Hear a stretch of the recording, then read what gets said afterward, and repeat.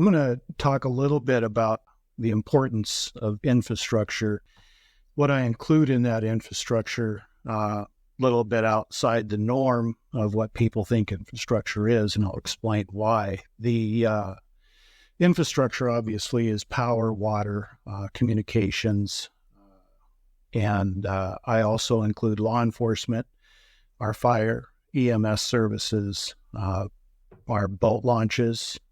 And the reason I include boat launches it ties into the emergency planning that I'd like to see. And so much of our community, we have a large contingent of population that lives on the shoreline. Some of them are at dead-end roads.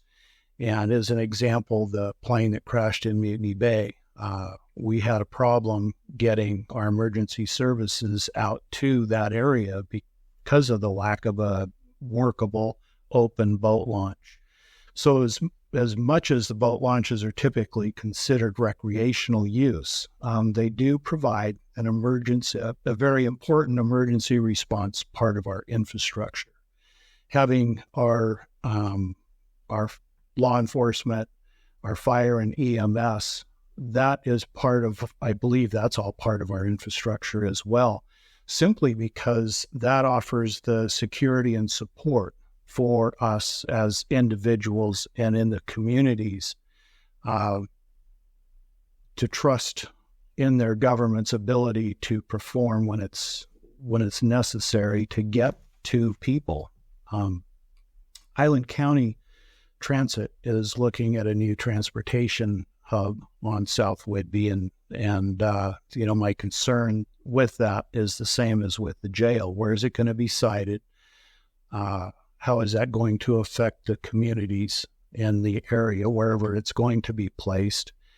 And what effect is that going to have on our transportation system and traffic on the roads? Are we going to end up having to increase our workload to repair roads? Are we going to need to build and improve our accesses in and out of that hub because of the additional traffic on some of our old county roads? A lot of those county roads were gravel and chip seal when they were built. And so are we going to end up having to rebuild a portion of those roads along with this transit facility? It's going to be very important that we look at all of these aspects in siting this facility. Infrastructure is also one of the key components to our Growth Management Act and the influx of people that the state is telling us that we need to plan for. Without the infrastructure being built out without adequate water, our housing projects are going to be limited as to where they can go.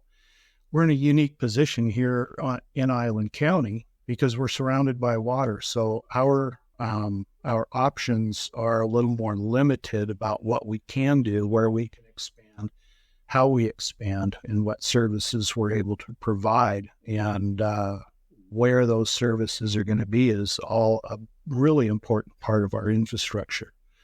Are we going to drill more wells? What are we doing with the sewer system? Langley has a sewer system. There are some private sewer systems on South Whidbey. Coopville has a sewer system. Langley, they're going to end up having to expand their sewer and water availability systems. I forget now just how many the hookups they have left. Around 300 for sewer and 150 for water. Those can be expanded, but that's all part of the city's infrastructure. How does that tie in with the Island County Commissioner's position, and what do we do to help the city in their grant funding and their infrastructure build out? They're supposed to be accepting another 400 homes in Langley. That'll be a 30% increase over their current population. So, the county commissioner's position on working with the city of Langley, in my mind, is really important, particularly when you add in mass transit a new transportation facility, and the number of trips on our roads. Learn more about Steve Myres at MyresForCommissioner.com or at Facebook.com/MyresForCommissioner.